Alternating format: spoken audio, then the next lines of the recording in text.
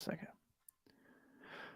What's going on, everybody? Welcome to this week's edition of At Large Bid, our 48 minutes college basketball podcast. I am Tim Daniel. I'm excited for this week's episode. A really cool group of guests we have here. I'm excited to be talking about his thread line, something I'm a big fan of. You can check it out. It's 19.9 threads. You can check them out 19, that's 19, and then NINE.com. Or you can check out their collection of college basketball apparel for the vintage look. And this is Mr. Josh Barnett, owner of 19.9. Josh, welcome to the show, man. How you doing? I'm good, man. Thanks for having me. Appreciate it. Yeah, I'm excited. So I realized I had to reach out to you because you had the Xavier collection come out this year. And, the Running Mans, which we're going to show later on the show, we're going to talk about, is something everyone in the Xavier community loves the Running Man uniform. They love the Byron Larkin era. They love that blue and white together. So when that came out, I was like, man, I gotta get this guy on the show. Yeah, man. Those always sell well. Xavier always shows out. The city of Cincinnati, just in general, Yeah. Shows out for us. So whatever we can do to keep those fan bases happy, we'll continue to do. And we got it. We 19.9 have to come to a Xavier Cincinnati game. That's on the bucket list. We haven't been to one yet. Yeah, I work it every year, so when you're here, just let me know, and we'll Okay. Yeah. We'll meet up. We'll show you around. So before we get into kind of like everything with the collections and stuff, I do want to bring this up real quick. So about Josh, Josh is the host of Run It Back on the Truth Media Network, which is part of the 19 collaboration with 19.9. Also, 19.9 creative content he hosts is part of Hardwood History, which is a really cool show on there. And if you go to their website and click on the stories tab, you can see some different things about their podcasts, stories about the U. They update this pretty often. One of my favorite things you guys do is the Ghosts of College Basketball Past. And I always think that's pretty neat. And I just read it recently when you guys talked about when Notre Dame broke the UCLA win streak. And as someone who grew up a Notre Dame fan, that was pretty cool to read. Yeah, absolutely. We have the Chucker who writes for us, and we have Ian Stonebrook who also has written for us too. So that's my guy. Yeah, Stonebrook is. Yeah. Okay, how you know him?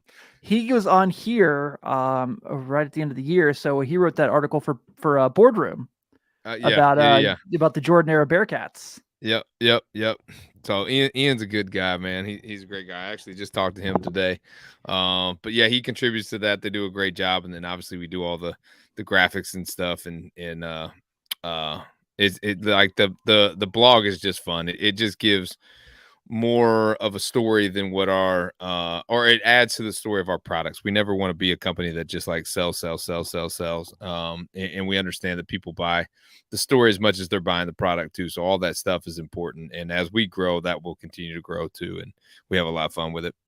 Yeah, absolutely. So I want to kind of go through this. We'll kind of go through the origins of 19.9, if that's cool with you. Yeah, fine. Whatever. Yeah, kind of just talk a little bit about how the website started. How the idea came together. I saw you guys are based out of Indianapolis. Yep. So not 2 hours from here. Frequent some Pacer games a few times a year to go check out when they play the Bulls.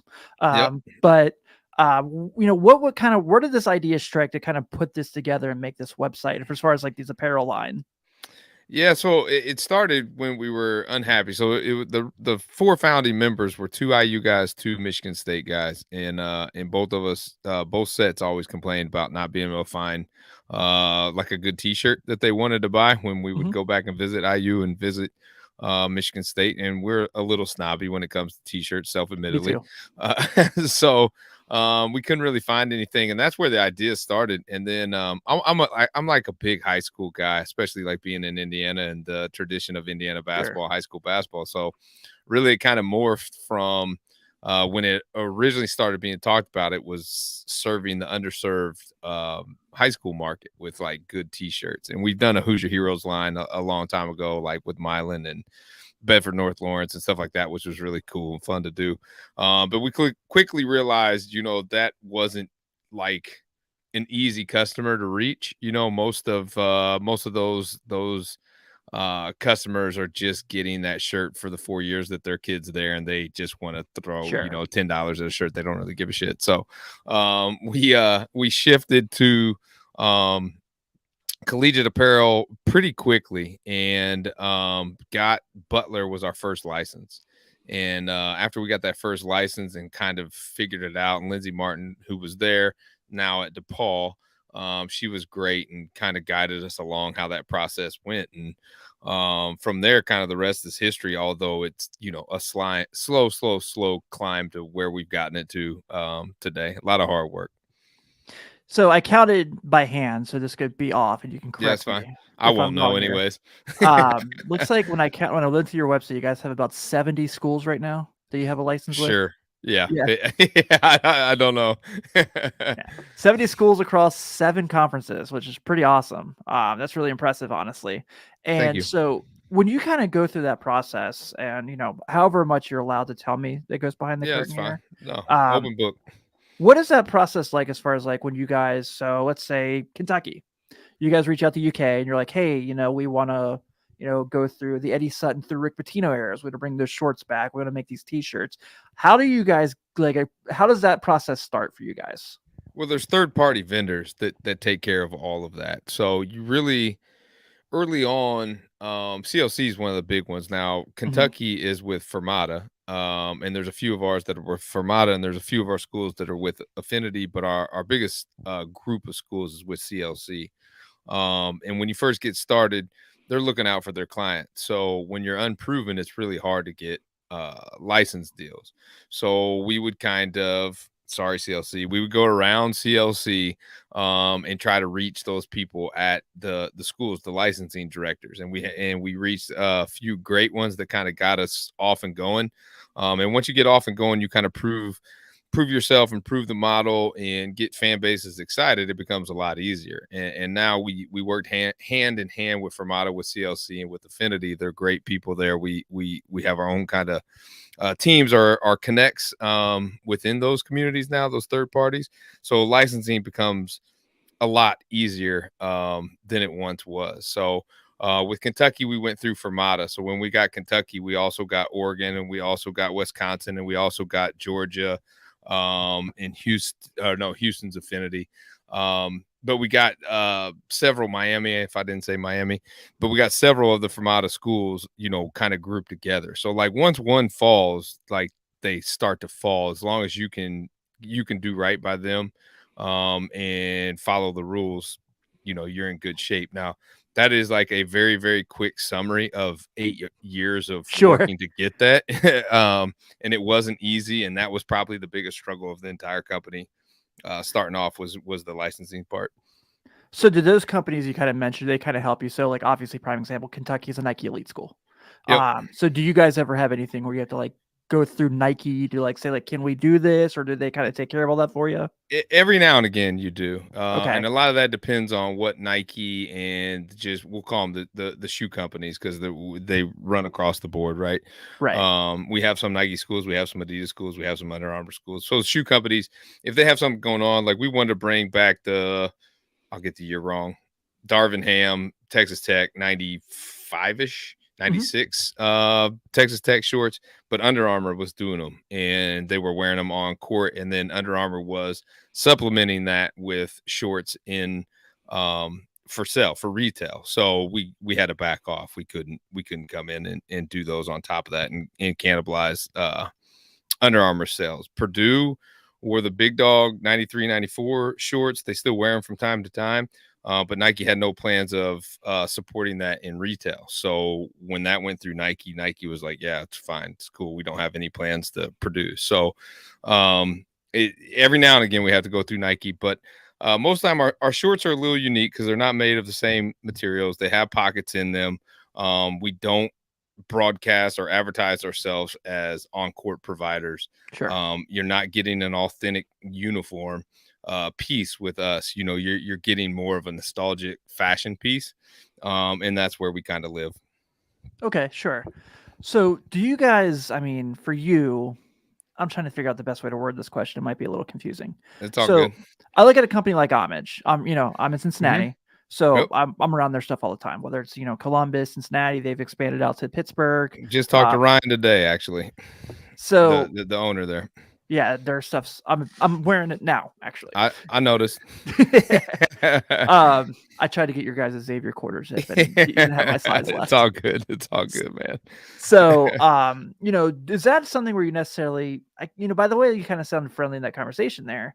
I wouldn't necessarily say they're quote unquote a competition per se, but how would you, when you have someone who you tell about your apparel line, where Homage specializes, forever, it was just like the colleges. Yeah. Like, how would you guys kind of say, like, when someone's like, why would I buy from you guys compared to an Homage? What do you kind of say in that circumstance? Yeah. I mean, I don't know if we ever really have those conversations, to be Sure. honest. Like they're not the only ones. There's several other companies in the printable side that are like us. Now, you can't go to those sites and get the shorts that we do. You can't go to those sites and get the quarter zips or the retro bags or the practice jerseys. Like if you want college basketball stuff, you're gonna come to us. Like anybody can go anywhere and get a hoodie, anybody can go anywhere and get a t-shirt. But that other stuff is pretty exclusive to us right now, anyways. Okay. So that's where we kind of pick up our fan base. Yes, we're very, very niche. You mentioned Homage, and they have spread themselves across the board. They have NFL licensing and MLB licensing, and they do WWE pop now. culture, WWE, pop culture, and all that stuff. And they do it well.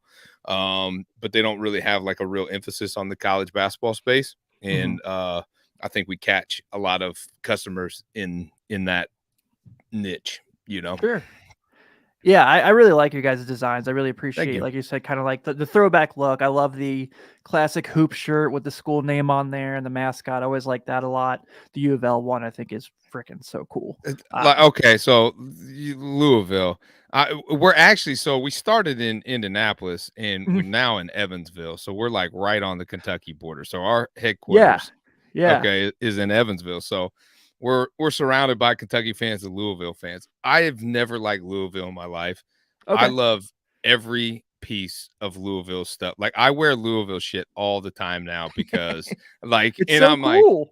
and so, and our other owner, who's one of our other owner, who's a Michigan State grad, he was like, he just one day, like he came down and was wearing a Louisville shirt, and he was like, "Dude, I can't take this Louisville stuff off." Like we had never had that conversation before. And he was like, "I've never liked Louisville in my life." He's like, "I can't take our Louisville stuff so good." I was like, "Dude, me too." It was pretty funny. It is, man, but it's like so cool. Like I'm the same way. Like, I have the schools I root for per se, but like I love sports apparel. I always have like, I've collected baseball caps forever. When I worked at Lids, I grew up a Reds fan, but I had, a Red Sox hat, a Mariners hat, just because I always like the look of that. And that's kind of where like you guys come in. Like you mentioned Evansville. I think the stuff you guys have with the aces and the cards, I think that just looks so cool. It's so cool. cool. And it's just so people neat. don't remember that Evansville Xavier rivalry either. That thing was real, like real. That was when I was growing up down here. It was heated. Yeah, I was just from being around there. So I've covered Xavier now for about 5-6 years. Okay. And just kind of being around there, they kind of tell you a lot. Obviously, there's a lot of guys still there from then. And Evansville comes up a lot, and then Miami of Ohio when Ron Harper was there comes up a lot. Okay, yeah, that's a little bit before my time. Yeah. But I get that. Yeah, I worked Xavier Evansville game when Walter McCarty was the coach at Evansville. Yep. Yeah, short lived. Yeah, beat Kentucky and then was gone. We won't talk about why. Yeah, it is what it is, man. Do you so one of the things I saw your website I really thought was cool too. Yeah, you guys obviously, your main helm is different schools and different colleges. You guys had the Slam collection and you had the 5-star basketball collection, which Tate Frazier just did that podcast on the history of 5-star. That's really awesome. I suggest any basketball fan listens to it. Tate's a good dude. Yeah, I've met him once. I went to a live show that him and Titus did in Louisville. Incredibly nice. Yeah, no it was ego neat. at all. He told me a lot about like podcasting stuff. He was awesome. Yeah, very good. When you like put those stuff together, is there like more ideas you guys have for that in the future? More things you want to look into, like the And One Street Ball tour? Is that something that could happen for you guys? Or You never say never on any of that stuff. I think what our challenge is moving forward now is to find those collabs and Sure. fill our space instead of continuing to go to the officially licensed collegiate well over and over and over again. Mhm. We're gonna have to mix it up, and we're gonna have to collab with people. And we have some awesome like collabs in the works that we have NDAs with and can't really speak on. Sure. But you like collabs are funny because you never feel like it moves as fast as you want it to, and then like there's just times where you're like this thing's dead in the water, and then an email or a call will happen and you're right back in it. But I'm going a little bit off kilter here, but yeah, like we need to, and we do, and we will. We have some collabs coming with stuff like that because the 5-star stuff is so awesome, and we It's sponsored so cool. yeah, we sponsored. Thank you. We sponsored a 5-star camp in Brooklyn. I think it was Brooklyn. Right before COVID hit, like the summer before COVID hit, where we handed out the shirts and did all that stuff. And it's just cool to connect with the community and all that. So we're definitely looking for more opportunities. We think we have some in the till, but it really doesn't get better than 5-star if you're talking about Right. like summer basketball tradition, and it feeds right into the collegiate stuff too. They just have so much cool stuff. If you don't have the mag yet, I'll send you the mag when this week. Oh, sounds great, man. I appreciate it. Yep. Yeah, because I saw you can also buy the Slam 50 Greatest College Basketball Players mag on your website as well. I helped with that one. That's So really I cool. for better or for worse, part of that list is my doing. I love stuff like that. Yeah, it's fun. I have like a rule on like our pod shows here because we do NBA and college ball on this network. And Okay. like I was like, we do a strict rule that we can't have the GOAT debate because it's stupid. But then again, if it's like someone throws me like a top 10 list, I'm gonna look at it. Like, Yeah, absolutely. Lists are fun. I think I really there was only one omission that I wasn't proud of, and it was a Carolina team, maybe '05, whatever that Sean May team was. I think that was oh yeah. '05. And it got down to we had so many Carolina teams, we wanted to mix it up, but that's probably the one that I get beat up on the most. Other than Yeah. that, I'll stand by the list, but I understand the argument there. Do you have like a, so you're an IU grad? I am, yes. Okay. Do you have a favorite collection you guys have done individual school wise that's not Indiana?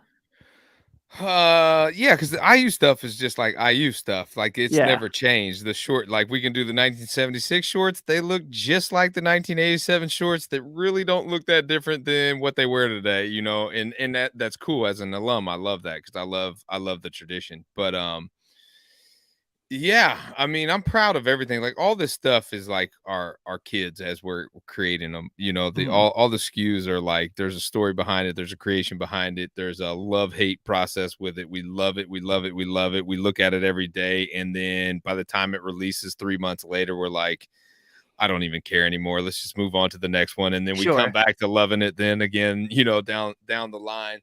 Um, UConn's a really good collection. Love that Cincinnati's a one. really good collection. Villanova's a great collection. St. John's is incredible with their wild shorts. Just a few. Georgetown obviously has great stuff. We have Arizona coming up, which will be my new favorite. Ooh. Yeah, so a little breaking news there, but that'll come They're like first day of Miles April. Simon, Mike Bibby era? Absolutely. So we're gonna do a Ooh. 25th anniversary Cool. launch. Yeah, so that'll be part of our Hardwood Heaven. Our Hardwood Heaven is this premise of we did it last year too. It'll be a microsite within our site that you get to go and kind of have some like user Mhm. experience and move around a map and click on different icons that'll take you to different collections. And Arizona will be Arizona will be one of those. So we're super excited for that. You're gonna get all the Kentucky fans mad at you for that one. Yeah. Well, what's wild is as you do research and we watch old games and stuff, Mhm. I guess it never really registered to me when I was growing up that Kentucky could have went back to back to back. And I Yeah. mean, really, they were only one overtime away from that not happening with Simon and Bibby. But if they win that overtime, then you're looking at a three-peat, which is wild to think of, especially with college basketball. They like to say, they being Kentucky fans, that they're one Derek Anderson away from a three-peat. We all have that though. Yeah, we do. IU fans were one Scott May broken wrist away from being back-to-back undefeated champs, 74, 75, 75, 76. And we were Larry Bird hitchhiking home away from running the table for a lot longer than that too. Like everybody has those what ifs and those injury guys, and like Cincinnati in '99 with Kenyon Martin too. Yeah, that's a big Like, do one. they win it all? That UConn team was insane, but that Duke team was insane, and so was that Cincinnati team. But we kind of got cheated out of it. Like, you could do that forever, right? Yeah, I know. I was like, yeah. I mean, Xavier's had a few of those ourselves too. So, I know the one thing, like when I was like looking through, and like you guys like talked about like different, just the different collections and stuff in that era. Have you guys tried? And you can just wink, or you can tell me like if it's an NDA, that's totally okay. No, it's cool. Have you tried for the denim era Kentuckys yet? Yeah, so I'll give you some breaking news on that too. We're in the process of designing those. Oh, The tough part with those was we couldn't find any. Usually, to source stuff, we'll go to eBay and we'll just buy the old stuff, and then we can scan it through, we can copy it, we can redesign it. And we just couldn't find any pieces of apparel from that era, Kentucky, for sale, so we can get the pattern right. sure. So we found a Walter McCarty jersey. I think I paid $135 for it. I mean, this thing's beat to shit. But it's got the pattern on there, right? So that's all that matters. And then somebody asked us that on Twitter, and so I just put out there like, hey, we couldn't find anything off eBay for the longest time. We finally got it. Well, one of our customers replied like, why didn't you ask? I'm like, well, I don't know who has stuff and who doesn't have stuff. And so he sent us 2 pairs of shorts from that era. And so he was like, just send them back. And he's like, I've had them forever, so we're gonna send him a free pair of shorts whenever we produce them. But so now we have a pair of shorts and we have a jersey. So yes, we will take care of denim. Those will not last long on your site. I can assure you that much. Yeah, none of that Kentucky stuff does. Yeah, I'm excited for that. I'll have to see that. I'm looking forward to that because that was like, yep. I mean, I live in Northern Kentucky. I'm right outside Cincinnati, but here it's still like a big UK fan base. So like, I was a kid during the Tony Delk teams, and like those were like, yeah. So like, my dad was a big Kentucky fan, so I grew up watching those teams. So I would argue, and I've said it on other pods too, but I would argue that '96 team is maybe one of the most underappreciated from a talent standpoint. Usually when when those, and I think we ranked them in slam. I had them in my top 6, I think. I had them pretty high. Now, obviously, I wasn't going to rank like UCLA's Lou Alcindor teams 1 through 4 and stuff. Like, there's a little bit of that when you're creating a magazine too, which, all this is up for debate. But I for sure had they landed in the top 10 for sure in the mag, because I was pretty adamant that they were underappreciated. But I remember growing up in Evansville, and before that '96 season, people were saying that their second team would be the number 2 ranked team in the country. That's just how deep. Yeah, I remember that like vividly. And I just remember how deep they were. And then I think it was the first game of the season, UMass and John Calipari, ironic as it is, Marcus Camby and Edgar Padilla and Carmelo Travieso just went nuts on them and beat them. And everybody's like, what the hell? And then they didn't, like, I don't even think they lost again. They maybe lost to like Arkansas once during the year or something. Yeah, like I think that. they had 2 losses that year, if I remember. They were incredible though, like just an incredible team. And then they avenged that loss to UMass in the Final Four, in New Jersey. So yeah, that's right. Donovan McNabb on that Syracuse team. Yeah, on the '96, it was really, I don't think he played much, but that was really like John Wallace, Otis Hill. There was that Jason dude that was a white dude, and Bergman, I can't remember, but they had some ballers, man. Yeah, they were awesome. I will ask about this before we get into a couple collections. Sure. Notre Dame. I'm sure it's impossible. I know how they work. It's not impossible. It's not impossible. There's some production. There's some production issues that we'll have to work through. So potentially finding a second source from where we produce now, just because of their brand guidelines. But once we are able to work through that, not to put words in or not to put it out there, but I think we should be in good shape. We've had great conversations with them. Cool. Yeah, because I know like the LaFonso Ellis era Notre Dame stuff always looks so cool to me. So I always wanted to get my hands on Adrian it. Dantley has some wild ones from his Yeah, day there. Like there's like okay, like if you just put yellow and then put like a green clover on there somewhere and then throw some navy in there, like that's people will buy it. yeah, like how do you miss? Like that's pretty easy. Yeah, it is. So let's kind of show real quick, Josh, some of the collections you guys have on the website Sure. right now, just so we can kind of get some people here who, if they're paying attention, they can watch through and they can see what they're going to buy. And I want to start because you guys just announced this one fairly recently. This is your HBCU collection. Yeah, it's a Uh, lot of fun.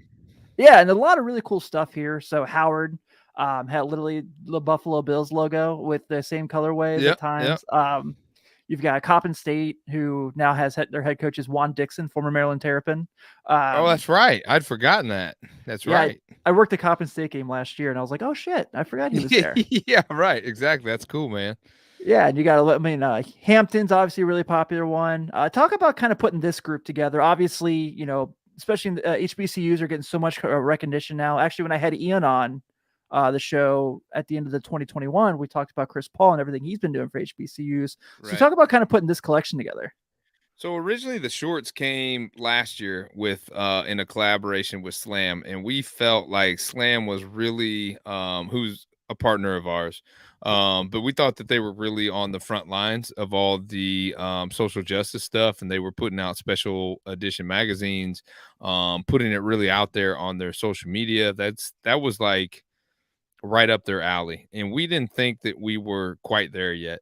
So what we did was we did the line of shorts with Slam, and we just did it as a Slam exclusive and let them take it and tie it into Black History Month and all that stuff. And we thought that the message and the voice, their voice was stronger than ours in that regard at that time. So we passed that off to them, and then we came back. We were going to add 4 more schools, and the licensing just didn't get caught up in time to do it. But this is a collection that we're going to keep visiting. We're going to keep coming back to each February with Black History Month and some of the things that they have going on.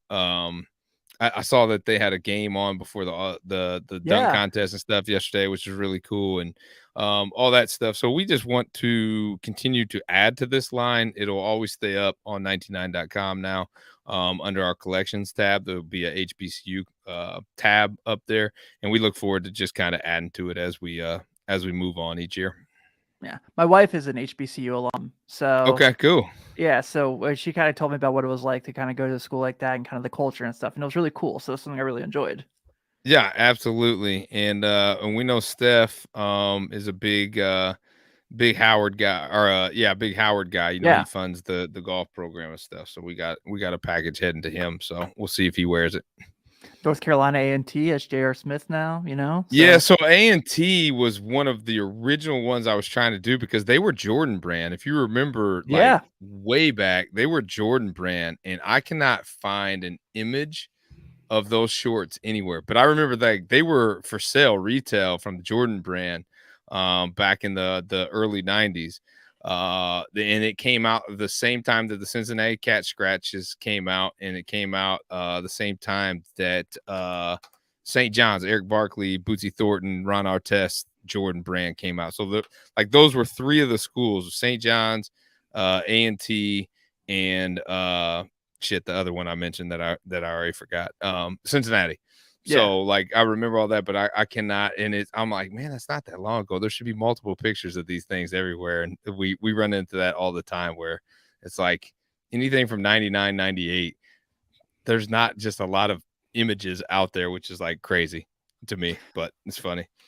Yeah, I just watched. So Cincinnati, after the Crosstown, had a run where they played a bunch of HBCU schools like back to back to back, which was cool. They played like Tennessee Tech. I saw them play Florida A&M, and Florida A&M has a deal with LeBron now, where they have the King logo on the jerseys. They were wearing the special edition LeBron That's 19s. Cool. They were awesome. They were so cool. Yeah, that is cool. I'm excited about that. This is the collection. It's obviously very close to home. I want to talk about this is the Xavier Collection. Okay.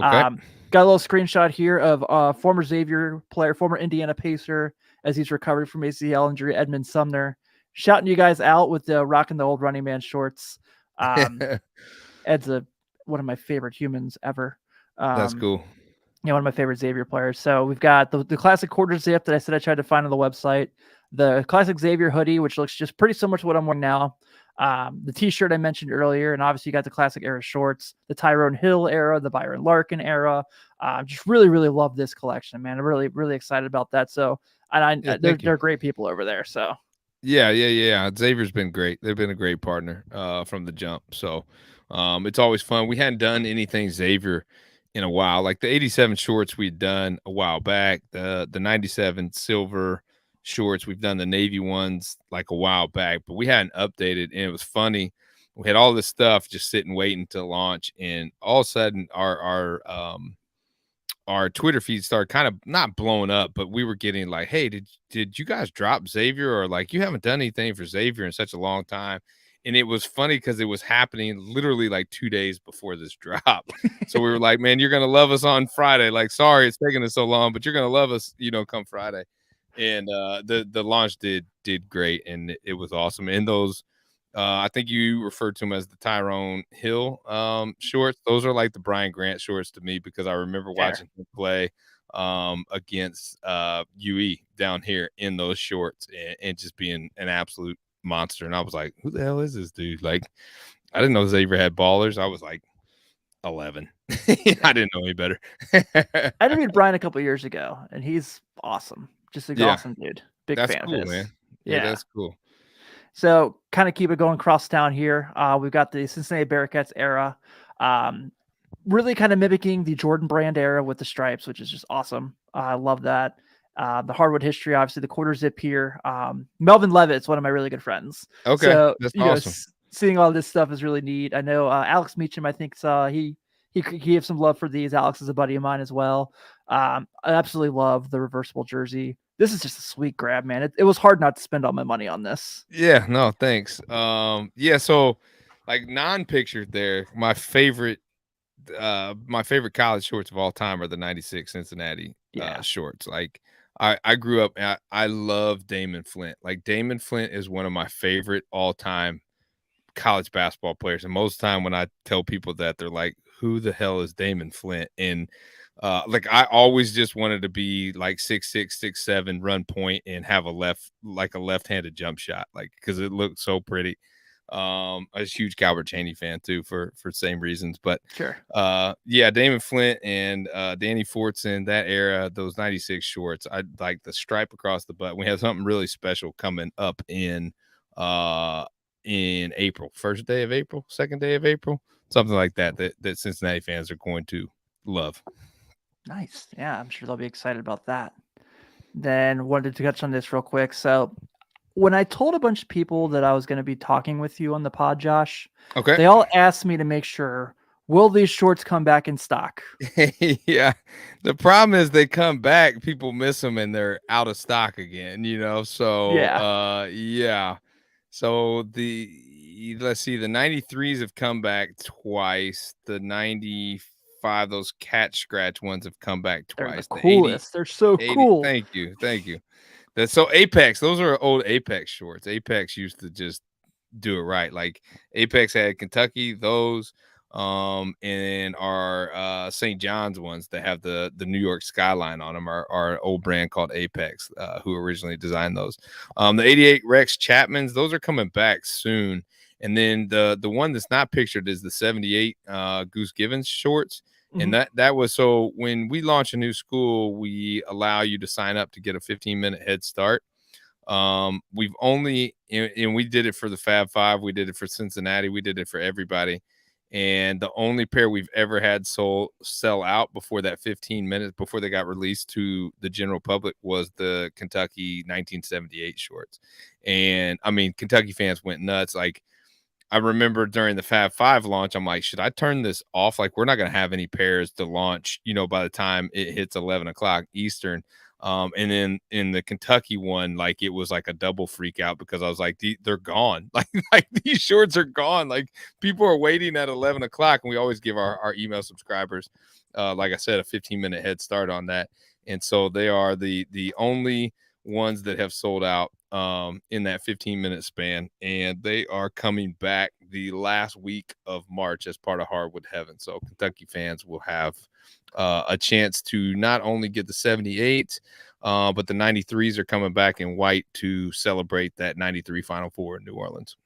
Ooh, the Jamal Mashburn era. Yeah, Mashburn. He was one of the best college basketball players I've ever seen. One of my favorite players of all time. Not even gonna lie. He's incredible.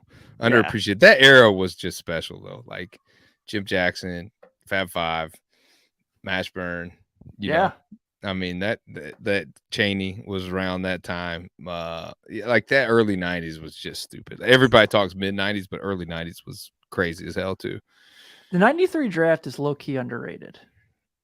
Yeah, I'd have to go back and look to see Chris Webber, Penny Hardaway, Jamal Mashburn. Yep. Sean Bradley. Rodney Rogers in there too. Yeah. Robert Horry. So. Horry. Okay. And then LaCharles Sprewell, because he was his Alabama teammate.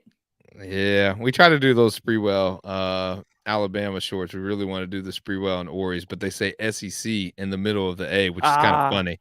And we don't have licensing with the conference yet, so couldn't do it. Yeah, because that was the year after Shaq. Yes. At LSU. Yeah, 92. Yeah.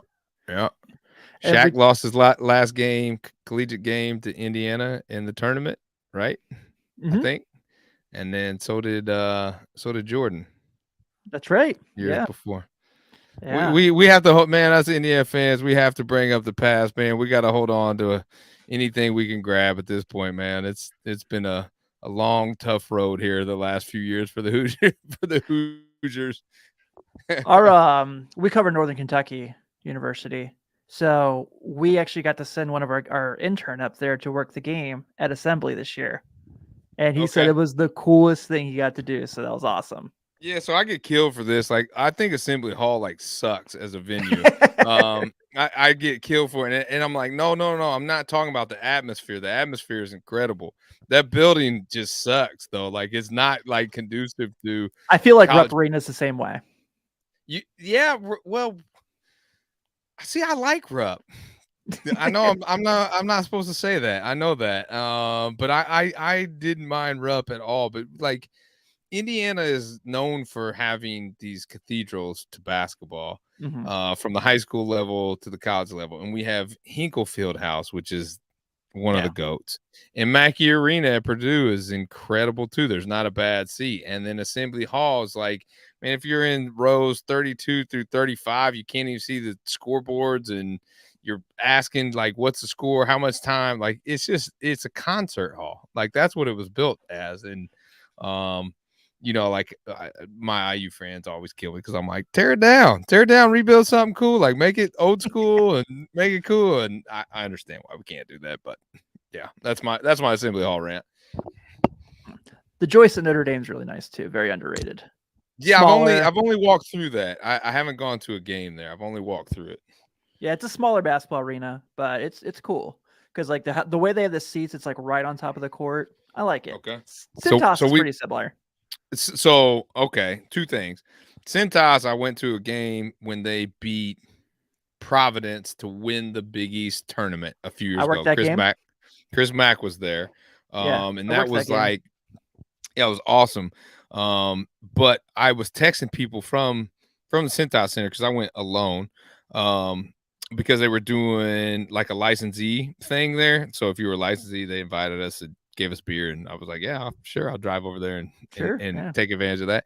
And I was texting people in there. I'm like, dude, I feel like I'm at a pro game. I was like, the in-venue entertainment, I was like, this shit is dope. Like, I wasn't expecting that at all. Like, pyrotechnics, and the crowd was crazy. And they interviewed a dude that was like, had season tickets for 87 years. And they were like, what's your best memories? Like, anytime we beat Cincinnati, you know, and like, like the crowd like goes crazy and shit.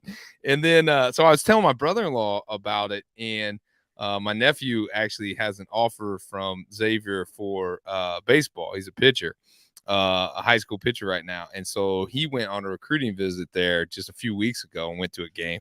And my brother-in-law was the one now texting me like, man, this place is dope. They got this, that. And I was like, no, that's the same text I sent you like 2 years ago. I was like, I tried to tell you, you know? So yeah, like that game, that arena is awesome. And I really want to come to a Cincinnati Xavier game at the Cintas. Like, I think that'd be dope. Yeah, that was where it was this year. So this was I've worked it now 3 times. Once at Cincinnati, twice at Xavier. And it's cool to work it at the shoe, don't get me wrong. Yeah. But when you're at Cintas and it's like you said, like the crowd's so into it, and since they redid the shoe, it looks amazing at Cincinnati. Yeah, I've not been there, but we did go to Fog Allen in December. That Oh was yeah, incredible. So I it bet. was like Hinkle Fieldhouse on steroids, basically. It's just so much bigger, but it's got that Fieldhouse feel to it because that's Mhm. exactly what it is. So yeah, that was checking it off the bucket list for sure. I was supposed to work my first game at Hinkle this year for Xavier Butler, and Okay. then my wife got COVID, so I Oh didn't want to take any chances. So yeah. Well, you'll get back. Hinkle's beautiful. yeah, I'm I excited for honestly it. wish that they wouldn't have redone the interior on the offices, but they had like water, like buckets catching water in people's offices shit. And I was like, yeah, no, like that's the way it should be. Like that Yeah. fits, And so they redid some of the interior, but like the aesthetic of it stayed the same. So it's still cool. Yeah, I like it. So, last collection we talked about is we hit on all of our local schools. You talked about this earlier, how you never liked Louisville, but the collection's so sweet. The red shorts, the Denny Crum era, I love those. I love the T-shirts. That Cardinal logo, I think, is just one of my favorite Yeah, logos in all of man. college sports. It's just They're awesome. great. Yep, that's great. We got dunking cardinal, we got dribbling cardinal, we got like standoff cardinal, we got kicking a basketball cardinal down there. You can do a lot with that guy, and we actually have a really cool quarter zip coming in March as Ooh. part of this, and also a retro gym bag to add to it, and some NCAA specific Louisville stuff as well. So we're going to be adding to that collection, and it's always fun to add to the Louisville collection because they just have so much good stuff in their history, like kind of an underrated program really on a national scene.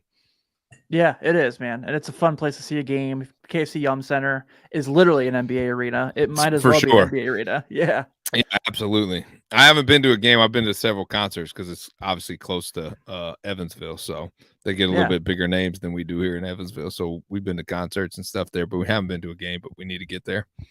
I almost saw Prince there, and then I couldn't make it, and then he died like Oh, 2 months later.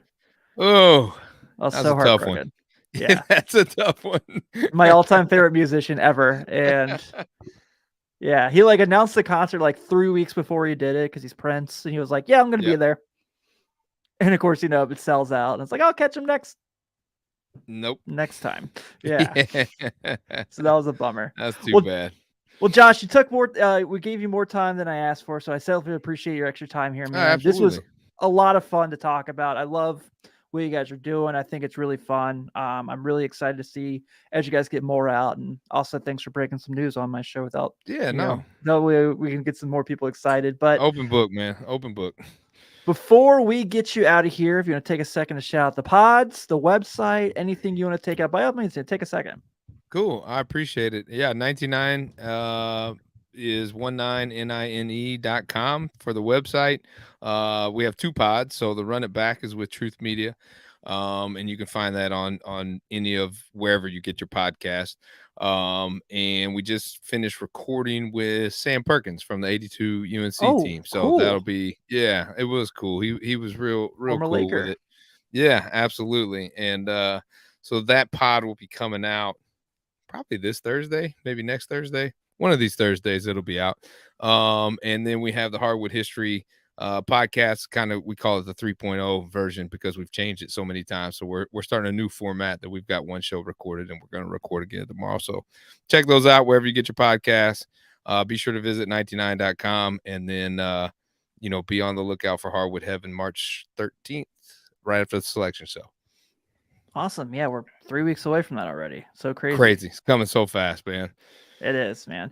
So we're going to wrap this up. Thank you all for tuning in as always. Hope you enjoyed the episode. This is going to be going up probably Wednesday of this week, so we can kind of get our second half of the NBA season ready. Be sure to check us out on the Bench Mob and on Shot Callers, as well as here on At Large Bitch every week. Thank you guys. Please take a moment to give us your solid 5-star reviews. Follow Josh's podcast he just mentioned as well. Everyone have a good night. Take it easy.